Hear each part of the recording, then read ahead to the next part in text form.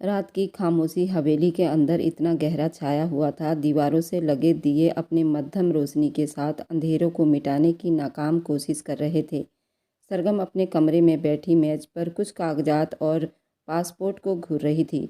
अब मैं ये ज़िंदगी बर्दाश्त नहीं कर सकती, मुझे यहाँ से बाहर निकलना होगा, वह धीरे से खुद से बोली। उसके कानों में वह शब्द गूंज रहे थे जो उसे हर दिन सुनने पड़ते थे।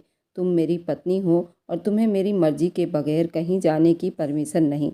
यही वजह थी कि सरगम के अंदर एक तूफान हमेशा उठता था। ये शादी जो एक हादसा थी, उसकी आज़ादी उसके हर सपने को ख़त्म कर चुकी थी। वह अपनी उस दुनिया को वापस पाना चाहती थी जहाँ वह अपनी मर्जी से हर फैसला कर सकती थी। कभी कभी बहुत छोटी छोटी बातें रिश्तों में दरार डाल देती है और फिर उस रिश्ते को बिल्कुल तोड़ मरोड़ कर रख देती है, जो ना चाहते हुए रगड़ा गया हो। सरगम गांव की एक आम सी साधारण लड़की थी, लेकिन उसकी आंखों में बड़े सपने थे। शहर जाकर पढ़ाई पूरी करना, अपनी ज़िंदगी को अच्छा बनाना उसकी सबसे बड़ी इच्छा थी। लेकिन वह दिन जिसने उसकी ज़िंदगी का रास्ता ही मोड़ दिया, वह कभी भूलने वाला दिन नहीं था। उस दिन उसके पापा का झगड़ा ईश्वर ठाकुर के नौकर के साथ हुआ था। ईश्वर ठाकुर वहाँ के गांव का प्रधान था।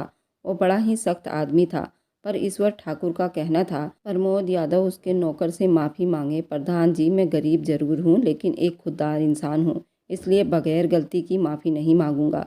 मेरे ये गाय भैंस बेजान जरूर हैं, लेकिन उनके अंदर भी जान है, इसलिए मुझे अपनी औलाद की तरह इन जानवरों से प्यार है। ईश्वर ठाकुर ये कहकर हवेली से चला गया। प्रमोद यादव के कुछ गाय भैंस उसके खेतों में चले गए थे। उसके नौकर ने बेजुबान जानवर को बड़ी बुरी तरह से निशाना बनाकर घायल किया था।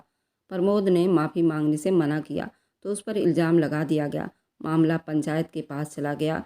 हमेशा की तरह पंचायत का फैसला ताकतवर के हक में हुआ। पंचायत का कहना था, प्रमोद यादव के जानवर ईश्वर ठाकुर के सारे फसल को खराब कर चुके हैं, इसलिए ईश्वर ठाकुर को 5 लाख रुपए हर्जाना देना होगा। ठाकुर जी, मैं गरीब बंदा इतनी बड़ी रकम कहाँ से दे पाऊँगा। ठाकुर जी, ये मुझ पर बहुत बड़ा जुल्म है। आप ईश्वर ठाकुर के खेत जाकर देख सकते हैं, इतना बड़ा कोई नुकसान नहीं हुआ। उनके नौकरों ने मेरे कई जानवरों को घायल कर दिया है। प्रमोद यादव पंचायत के सामने बहुत गिड़गिड़ाया, लेकिन यहाँ कोई उसकी सुनने वाला नहीं था, क्योंकि फैसला पहले ही हो चुका था। सुनो, अगर तुमने ठाकुर जी को उनके नुकसान के पैसे नहीं दिए तो तेरे सारे जानवर और घर कब्जा करके तुझे इस गांव से भी निकाल दिया जाएगा। ईश्वर ठाकुर सरपंच ने ये कहकर उस पंचायत को वहीं ख़त्म कर दिया।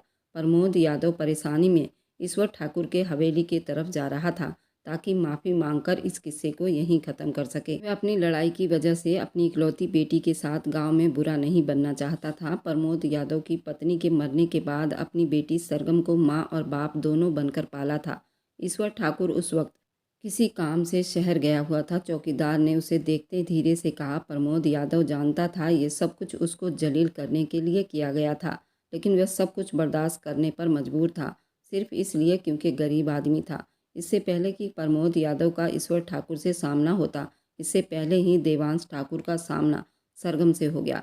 अगले दिन सरगम अपने दोस्त के घर से स्टडी करके वापस आ रही थी। उसे रास्ते में कुछ गुंडों ने घेर लिया। कौन हो तुम?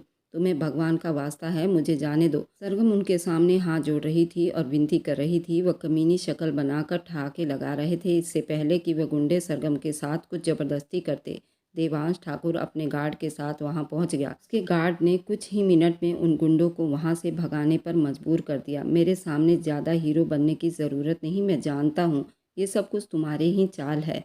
सरगम ने अपने बड़े से दुपट्टे को संभालते हुए गुस्से से कहा। तो देवांश ठाकुर की आंखें हैरानी से फैल गई। वह तो उस अनजान लड़की की मदद कर रहा था, सरगम उल्टा उसे ही गलत ठहरा रही थी। जल्दी से देवांश ठाकुर का गार्ड आगे बढ़ा और बताया, सर ये प्रमोद यादव की बेटी है। उसने कान में धीरे से देवांश ठाकुर से कहा, सर आपके पिता ने जो कल पंचायत रखी थी, शायद आप वहाँ नहीं थे, आप शहर गए हुए थे। ये वही प्रमोद यादव की बेटी है। आपके पिता ने उसके बाप के सर पर हर्जाना के तौर पर 5 लाख रुपए देने का ऐलान किया है। देवांश ठाकुर बड़ी अफसोस के साथ उस नौकर की बात सुनकर न जाने क्यों देवांश ठाकुर थोड़ा बेचैन सा हो गया था। दुपट्टे के अंदर से झांकती हुई झील सी गहरी आंखों ने उसका सुकून बर्बाद कर दिया था। सरगम जा चुकी थी, लेकिन देवांश का दिल भी अपने साथ ले गई थी। वह सारी रात उन गहरी आंखों में डूबकर तैरता रहा। किसी पल भी उसे चैन नहीं आ रहा था।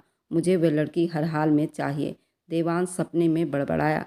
वह ऐसा ही था, जो उसके दिल को भा जाता वह इसे लिए बगैर नहीं बैठता। अगले दिन प्रमोद के घर बैठा सरगम का हाथ मांग रहा था। बाबूजी, आप ये क्या कह रहे हैं? मेरी बेटी बहुत कम उम्र की है। अपनी 20 साल की बेटी का रिश्ता 30 साल के आदमी से कैसे जोड़ सकता हूँ? वैसे भी आप बड़े लोग हैं, हमारा और आपका कोई जोड़ नहीं। प्रमोद यादव बहुत सोच समझकर शब्दों का चुनाव करके कह रहा था। वह उन बड़े लोगों का मुकाबला नहीं कर सकता था। वह तो अभी पहली मुसीबत से ही नहीं निकल पाया था। अब एक और नई मुश्किल ने उसको घेर लिया था। 2 दिन का टाइम तुम्हारे पास, सोच समझ कर फैसला करो। बस इतना याद रखना, फैसला मेरे हक में ही होना चाहिए, वरना इस गांव में तो क्या, कहीं और भी रहने के काबिल नहीं रहोगे। देवांश ने अपने मूँछों को ताव देते हुए प्रमोद यादव को धमकी देकर आ गया था। सरगम ने अपने पिता को परेशान देखा तो उसने ईश्वर ठाकुर के हवेली जाने का फैसला कर लिया। अपने साहब से कहिए प्रमोद की बेटी सरगम उससे मिलने आई है। चौकीदार ने सरगम को हैरानी से देखा और फिर सिर हिलाकर अंदर की तरफ चल दिया और कहा, साहब जी स्टडी रूम में हैं, चलिए मैं आपको लेकर चलता हूँ। चौकीदार उसके साथ बहुत प्यार से पेश आ रहा था। सरगम अपने दुपट्टे को संभाल कर धीरे धीरे उसके पीछे चल रही थी। ऊंची ऊंची दीवारों के बीच रहने वालों के दिल के आसपास भी इतनी ऊंची दीवारें होती हैं, इसलिए तो किसी की पुकार उनके दिल तक नहीं पहुंचती। सरगम हवेली की ऊंची दीवारों को देखकर अपने मन में सोच रही थी। ईश्वर ठाकुर के फैसले सरगम के दिल को बेहद तकलीफ पहुंचा रही थी। ढलती शाम का वक्त हवेली के माहौल को और ज़्यादा सुंदर बना रहा था। हवेली के स्टडी रूम में गहरी चुप्पी थी, जहां किताबों की महक, दीवारों पर लगे सुनहरे रंग के दिए, मध्यम रोशनी अलग से फिजा में खूबसूरती पैदा कर रही थी।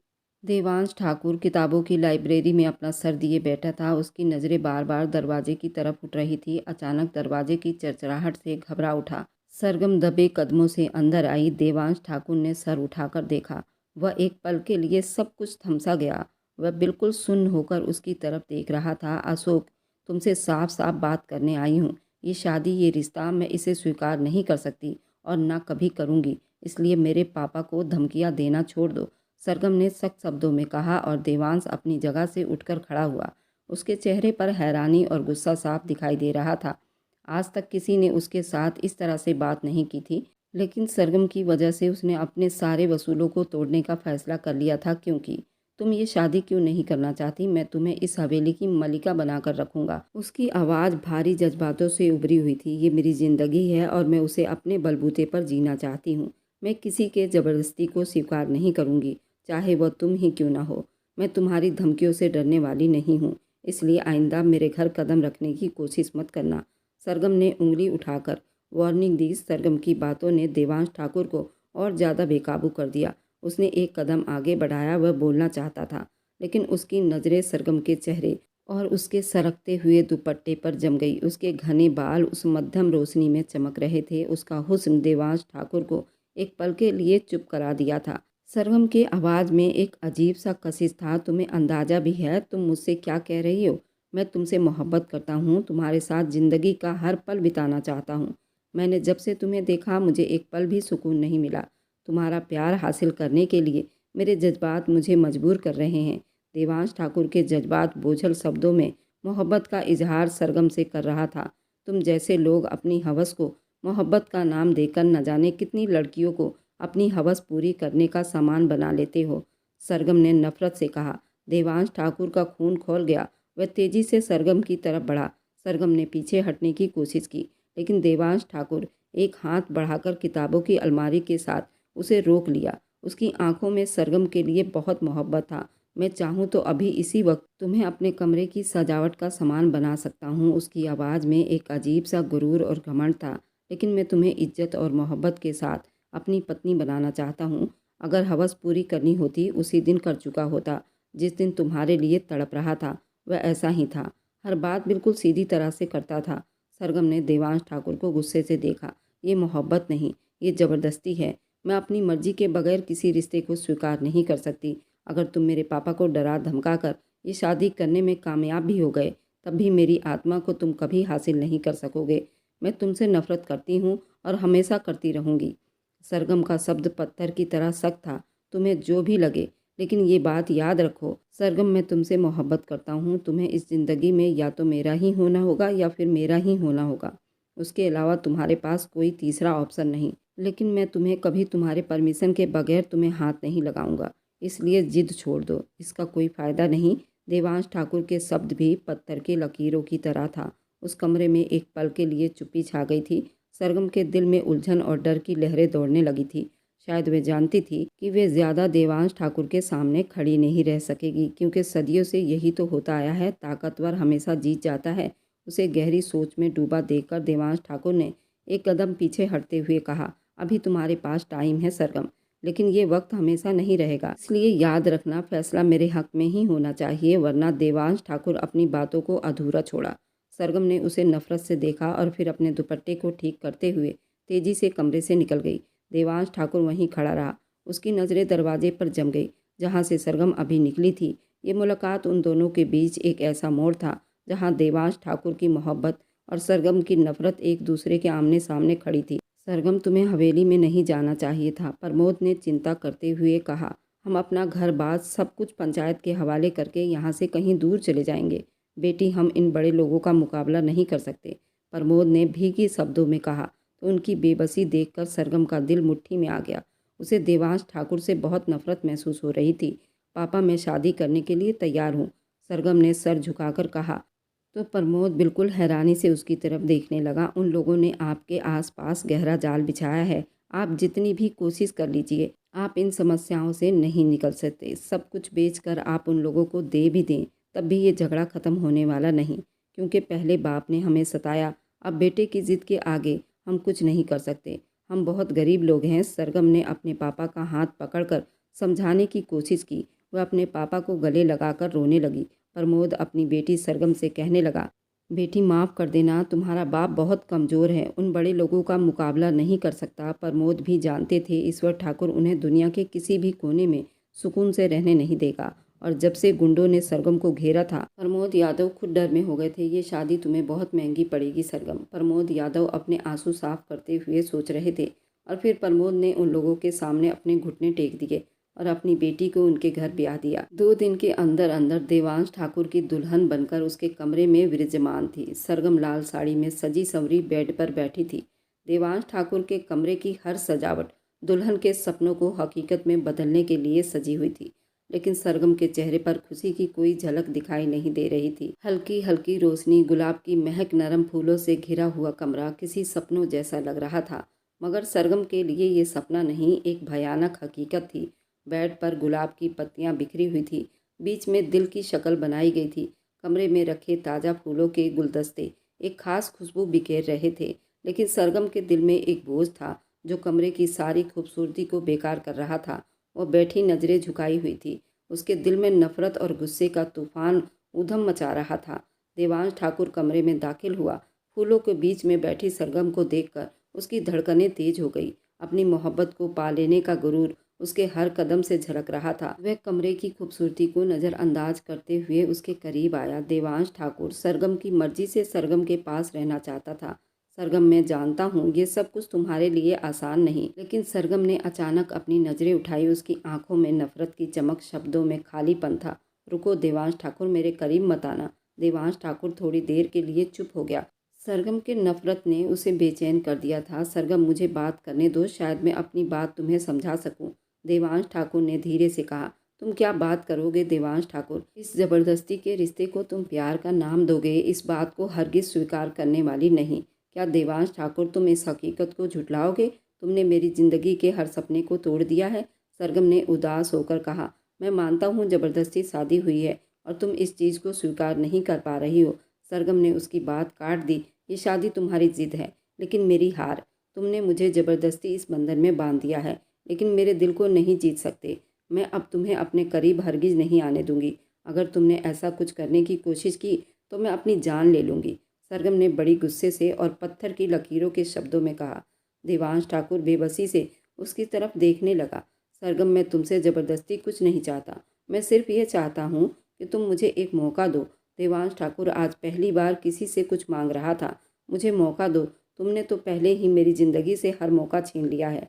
अब तुम मुझसे और क्या चाहते हो? मैं तुम्हारे करीब नहीं आना चाहती। सरगम को अपने सामने बैठे आदमी से बहुत नफरत महसूस हो रही थी। देवांश ठाकुर कुछ देर चुप रहा, वैसे वह अपनी बातों को शब्दों में ढालने की कोशिश कर रहा हो, मैं जानता हूँ कि मेरे तरीके गलत थे, लेकिन मैं सिर्फ तुम्हारे लिए अपना प्यार साबित करके रहूँगा। देवांश ठाकुर, कुछ मत कहो। मैं तुम्हारे जज्बात को नहीं मानती, न मानना चाहती हूँ। तुम्हारे लिए मेरे दिल में सिर्फ और सिर्फ नफरत है और हमेशा रहेगी, सरगम ने अटल शब्दों में कहा। कमरे में चुप्पी छा गई। अशोक ने सरगम की बात सुनी और गहरी सांस लेते हुए पीछे हट गया। उसकी नज़रें बेबस और अफसोस में था, लेकिन सरगम के चेहरे पर सब कुछ मिट जाने की झलक थी। वह कमरा इतना खूबसूरती से सजाया गया था दो दिलों के मिलन के लिए, लेकिन अब दो दिलों के बीच दूरियों का कारण बन चुका था। देवांश ठाकुर चुप्पी से उस कमरे से निकल आया। सरगम अपनी जगह बैठी, दिल में अपनी नफरत को मजबूत करते हुए सोच रही थी, वह इस रिश्ते को कभी स्वीकार नहीं करेगी। सरगम ने शादी के बाद अपने दिल के करीब नफरत से मजबूत दीवार खड़ी कर ली थी। वह हवेली के हर कमरे में जाती, सिवाय देवांश ठाकुर के। आपने मुझे मजबूर करके शादी किया है, लेकिन मेरा दिल आपके लिए कभी नहीं धड़कने वाला। देवांश ठाकुर उसके गुस्से के जवाब में एक गहरी सांस ली। सरगम, मैं तुम्हारे दिल का कैदी बनने के लिए तैयार हूँ, चाहे ये कैद कितनी लंबी क्यों ना हो। देवांश ठाकुर ने उसे फूलों की तरह संभाल कर रखा हुआ था। सरगम का पति होते हुए भी सरगम को कभी छुआ तक नहीं था, लेकिन सरगम का दिल भी पत्थर की तरह था। देवांश ठाकुर ने हर मुमकिन तरीके से सरगम को खुश रखने की कोशिश की। वह उसके लिए तरह तरह के गिफ्ट लाता, उसके पसंद की खाने बनवाता। पर एक दिन सरगम ने सख्त शब्दों में कहा, आप मुझे बदलने की कोशिश ना करें, सब बेकार है। ये सब चीज़ें और जज्बात मेरी नफ़रत पर ज़्यादा असर नहीं करते। सरगम ने गुलाब की आधी खिली हुई कली को बेदर्दी से कुचलते हुए कहा, मैं तुम्हें बदलने की कोशिश नहीं कर रहा सरगम, मैं सिर्फ ये चाहता हूँ कि तुम जान सको मेरी मोहब्बत अपनी जगह पर कायम है। मैंने ये शादी हवस पूरी करने के लिए नहीं की, शादी से लेकर आज तक का दिन गवाह है। उसकी बात सुनकर सरगम चुप हो गई। वह खुद हैरान थी, देवांश ठाकुर ने उसके साथ एक पल के लिए भी कोई ज़बरदस्ती नहीं की थी। इस कसमुकस में काफ़ी समय बीतता जा रहा था। वे दोनों दरिया के दो किनारों की तरह ज़िंदगी बिता रहे थे। एक दिन सरगम को एक किताब की ज़रूरत पड़ी और वह हवेली के स्टडी रूम में चली गई। देवांश ठाकुर पहले से वहाँ मौजूद था। वह अपनी मुस्कुराहट छुपाते हुए किताबों की अलमारी से किताब निकाल रहा था। तुम यहाँ कैसे? देवांश ठाकुर ने नरमी से पूछा। मुझे एक किताब चाहिए थी, सरगम ने अलमारी में सजी किताबों को देखकर किताब का नाम बताया। देवांश ठाकुर ने आगे बढ़कर उसकी ज़रूरत की किताब निकाली और उसे पकड़ाने लगा। उसी बीच सरगम का दुपट्टा नीचे गिर गया। उसके पूरे बाल बिखरे हुए थे। अशोक की नज़रें जैसे उस पर रुक गई। सरगम, तुम्हें मालूम है, तुम्हारे ये बाल तुम्हारे नफ़रत के बावजूद मेरे दिल को और ज़्यादा दीवाना बना देते हैं। सरगम ने जल्दी से अपना दुपट्टा ठीक किया और गुस्से से कहा, आपको कोई हक नहीं मुझ पर इस तरह नज़र डालने का। सरगम ने दुपट्टा सर पर टिकाते हुए गुस्से से कहा तो देवांश ठाकुर मुस्कुराने लगा। मैं तुम पर हक जताने की बात नहीं कर रहा सरगम, मैं सिर्फ ये कह रहा हूँ कि तुम्हारी खूबसूरती मेरी मोहब्बत को और ज़्यादा मजबूत कर देती है। क्या हम अपने बीच में ये दूरियां समेट नहीं सकते? देवांश ठाकुर मोहब्बत भरी नज़रों से उसे देख रहा था। ये सब कहने की कोई ज़रूरत नहीं, आपको मेरे इरादों का अच्छे से पता है। मैं इस रिश्ते को स्वीकार नहीं करूंगी। सरगम दो कदम पीछे हटी। उसका पीछे हटना देवांश ठाकुर को बहुत अजीब लगा। वह अब तक उस पर भरोसा नहीं करती थी। मैं तुम्हें ज़बरदस्ती अपना नहीं बनाऊंगा सरगम, लेकिन याद रखना, अगर मैं चाहता तो तुम्हें उसी वक्त अपने कमरे की सजावट बना सकता था, मगर मैं तुम्हें इज्जत देना चाहता हूँ। मैं चाहता हूँ कि तुम मेरी पत्नी बनो, अपनी मर्जी से, अपने दिल से। देवांश ठाकुर ने उसकी तरफ कदम बढ़ाते हुए कहा। सरगम के चेहरे पर गुस्सा और उलझन का असर साफ दिखाई दे रहा था। आपकी ये मोहब्बत भी एक खेल है देवांश ठाकुर, मुझे आप पर भरोसा नहीं। मैं नहीं जानती वे कौन सी वजह है जिसकी वजह से आप मेरे सामने इतना अच्छा बनने की कोशिश कर रहे हो। उसकी बात सुनकर देवांश ठाकुर ने गहरी सांस ली और प्यार से कहा, तुम्हारा भरोसा जीतना ही मेरा मकसद है। मैं तुम्हें वक्त दूंगा, जितना भी वक्त तुम्हें चाहिए। ये कहकर वह स्टडी रूम से बाहर निकल गया। सरगम की नफरत और देवांश ठाकुर की मोहब्बत का ये खेल चल ही रहा था, मगर उन दोनों के बीच की दूरियां ज्यों की त्यों बनी थी। देवांश ठाकुर की दीवानगी मोहब्बत के अलावा अच्छाई शामिल थी। सरगम उसे अपने लिए फिक्रमंद देखते हुए अक्सर सोचती थी, क्यों वो मेरे लिए इतनी मेहनत कर रहा है? क्या सही में वो मुझे समझता है? यह सब दिखावा है। देवांश ठाकुर ने कभी उसे मजबूर नहीं किया था, मगर उसकी मौजूदगी हमेशा एक याद बना देती थी। ईश्वर ठाकुर देवांश ठाकुर के किए गए व्यवहार वह अपने दिल में हमेशा ताज़ा करके रखती थी। वह अपने बूढ़े बाप को तकलीफ़ नहीं देना चाहती थी, इसलिए उनके सामने सब अच्छा ऐसा ही बताती थी। प्रमोद यादव के दिल में हजारों शक थे, लेकिन वह समस्याओं के सामने मजबूर हो गए थे। इधर सरगम देवांश ठाकुर को हर तरह से तंग कर रही थी। एक छत के नीचे रहकर भी सरगम ने उसे अपने करीब आने नहीं दिया था। वह मौका देखकर यहाँ से दूर जाना चाहती थी। सबसे पहले मुझे अपनी स्टडी कंप्लीट करनी चाहिए, यहाँ से निकलने के बाद मुझे जॉब की ज़रूरत होगी। ये सोचकर उसने देवांश ठाकुर से बात करने का फैसला किया। वह जानती थी देवांश ठाकुर इतनी आसानी से परमिशन नहीं देगा। देवांश, मुझे आपसे कुछ बात करनी है, सरगम ने हिचकिचाते हुए कहा। एक घर में रहते हुए उन दोनों का आमना सामना बहुत कम होता था। कहो क्या बात है? देवांश अपनी फाइलों में सर दिए बैठा था। उसने सर उठाए बगैर जवाब दिया।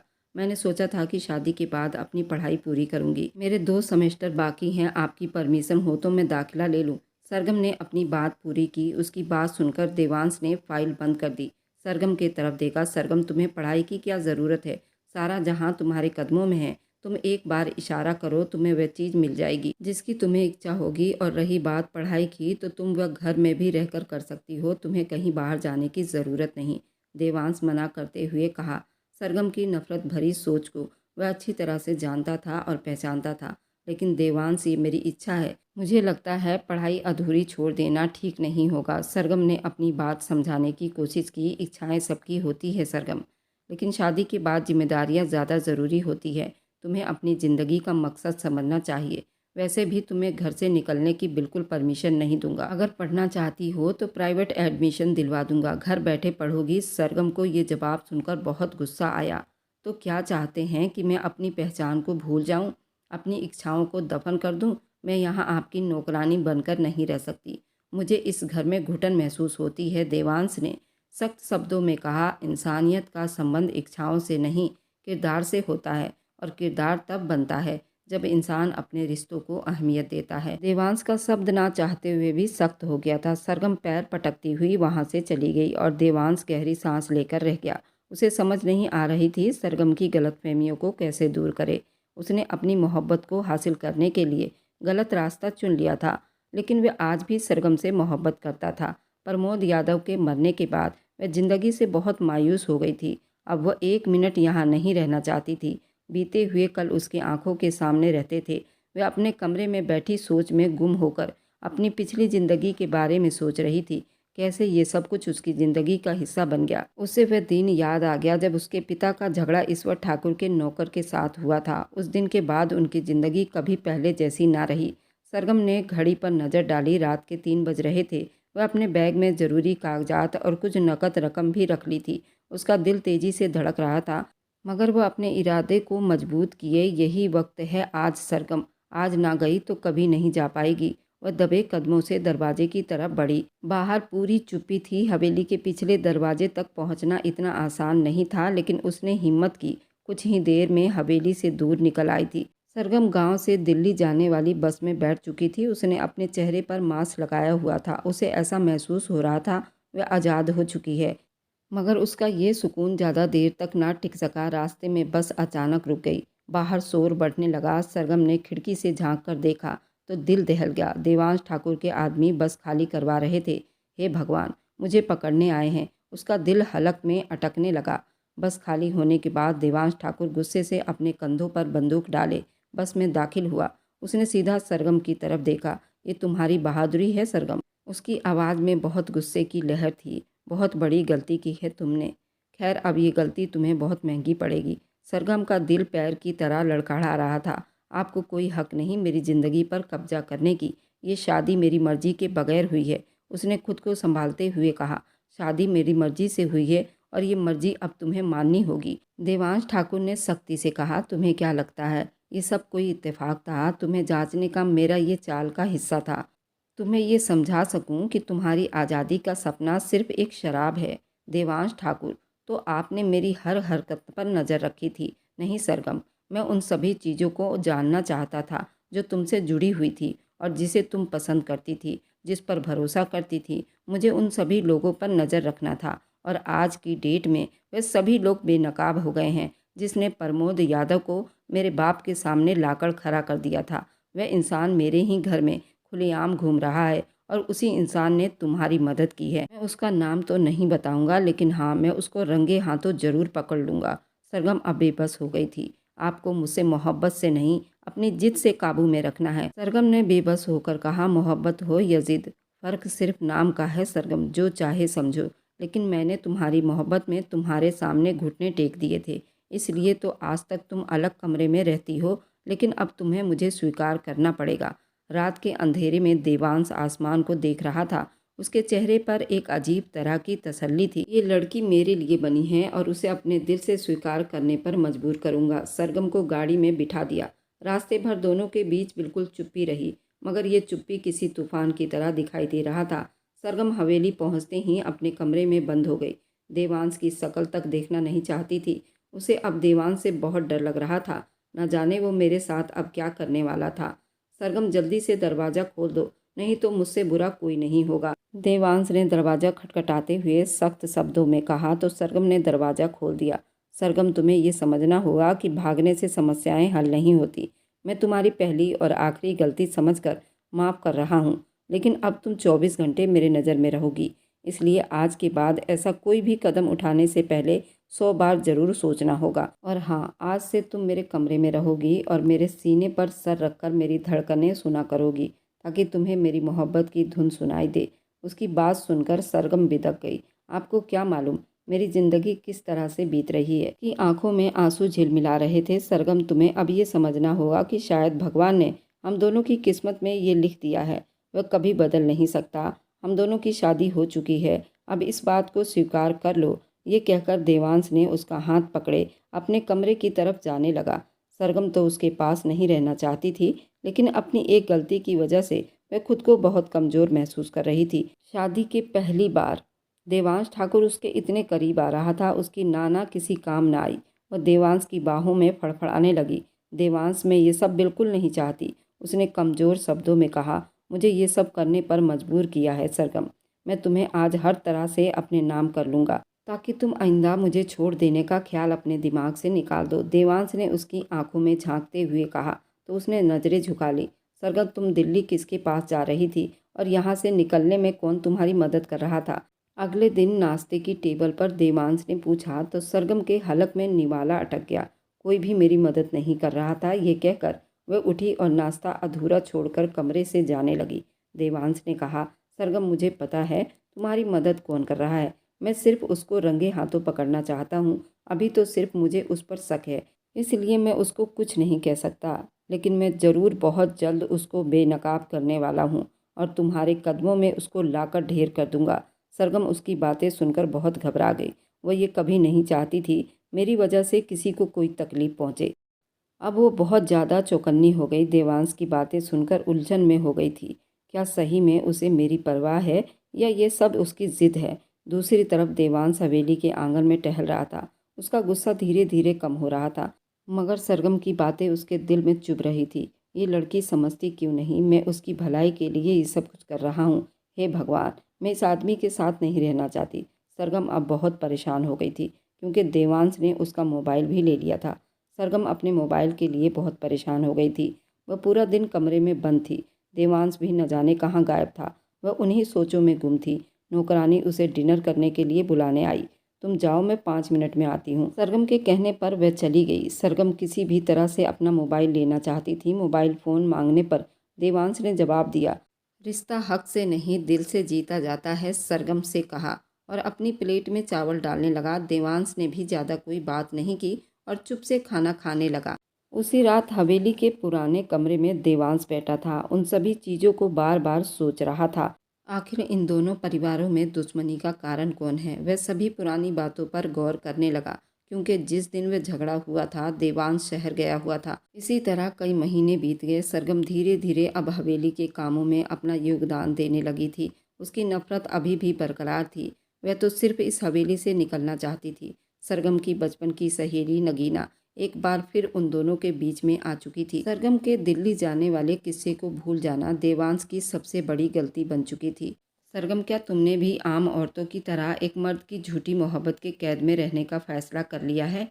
क्या तुम अपने बाप की बेइज्जती भूल गई? नगीना ने गुस्से से भरे अंदाज में पूछा। नहीं नगीना, मैं कुछ नहीं भूली, लेकिन मैं क्या करूं? मैं चाह कर भी देवांश के चुंगल से नहीं निकल पा रही, सरगम ने बेबसी से कहा। नगीना उसके बचपन की दोस्त थी, पहले भी सरगम उसी के बहकाने में आकर दिल्ली जा रही थी।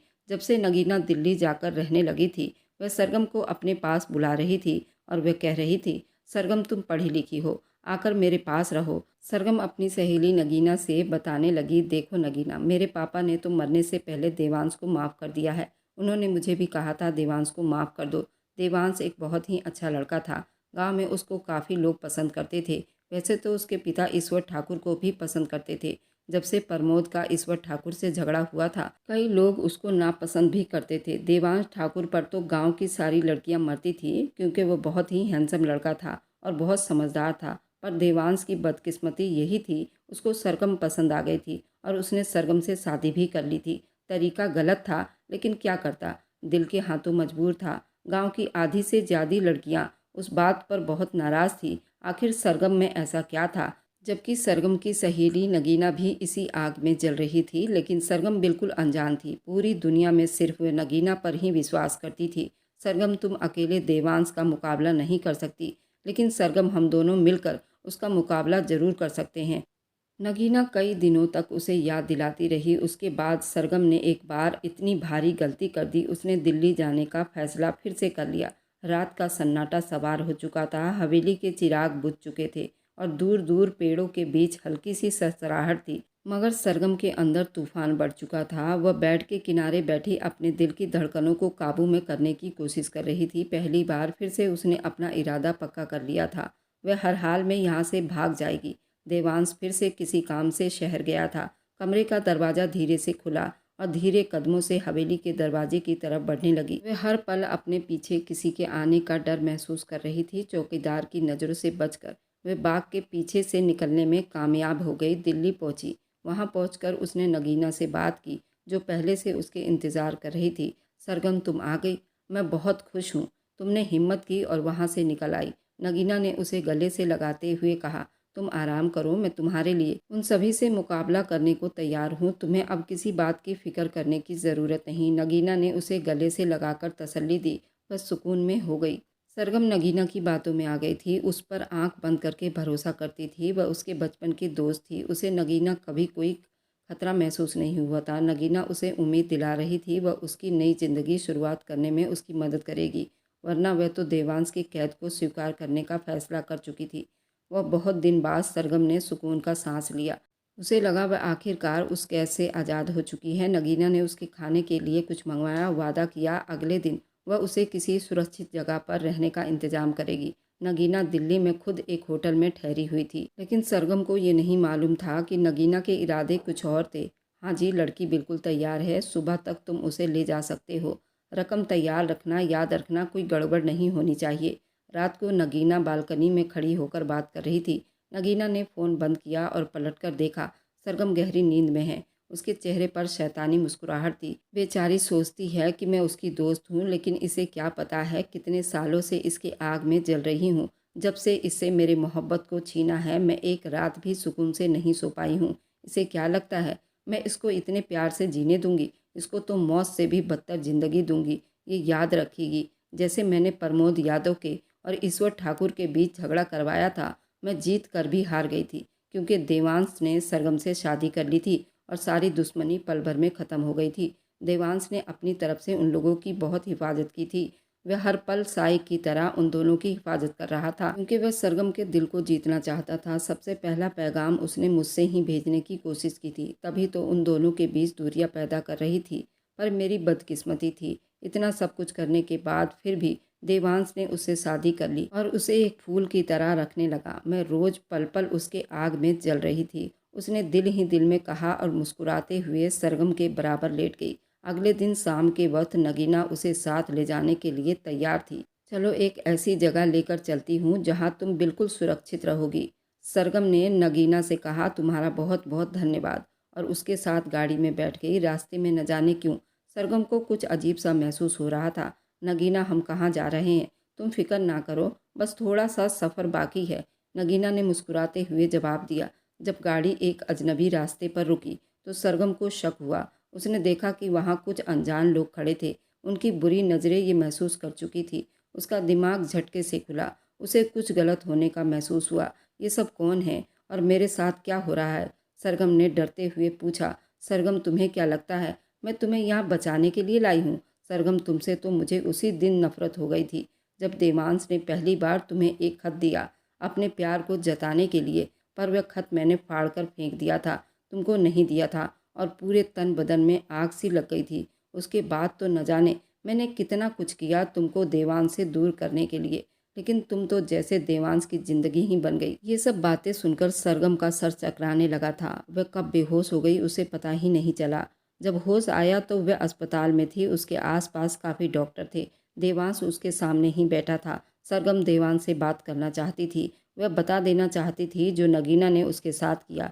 देवांश ने अपने हाथ के इशारे से उसे चुप रहने को कहा और कहा कि सरगम, तुम अभी कोई बात नहीं करो, तुम्हारे सर में चोट आई है, डॉक्टर ने तुम्हें आराम करने को कहा है, जब तुम ठीक हो जाओगी उसके बाद बात करेंगे। 2 दिन के बाद सरगम की तबीयत थोड़ी ठीक हुई तो डॉक्टर ने डिस्चार्ज कर दिया था। देवांश के साथ हवेली में दाखिल हुई, लेकिन शायद वह पहले वाली सरगम नहीं थी। अब वो देवांश के पास आने का इंतजार कर रही थी। देवांश ने उसे कहा, सरगम, तुम्हें आराम की बहुत ज़रूरत है, तुम जल्द से जल्द ठीक हो जाओ।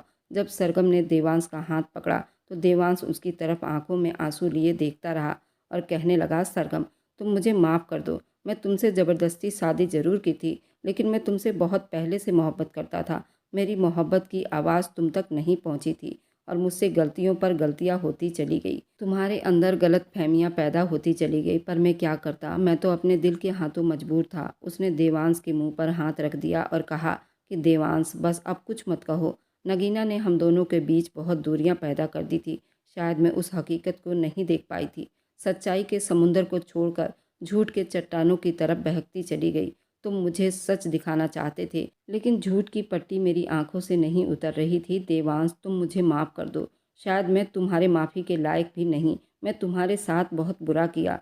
पूरे 10 साल मैंने तुम्हें अपने आप को छूने नहीं दिया। तुम्हारे ऊपर क्या बीत रही होगी इसका अंदाज़ा मुझे अब लग चुका है। देवांश, तुम दुनिया के सबसे प्यारे हस्बैंड हो, मैं तुम्हारे लायक नहीं। देवांश ने उसको बाहों में भर लिया और उसके होंठों पर अपना होंठ रख दिया। वे दोनों इश्क के समुंदर में तैरने लगे। नगीना अपने चाल में नाकाम रही। उसका पूरा परिवार अब जेल के सलाखों के पीछे है। सरगम को दूर करने के लिए उसका पूरा परिवार एकजुट था। नगीना देवांश से एक तरफा प्यार करती थी। वह किसी भी हाल में देवांश को पाना चाहती थी।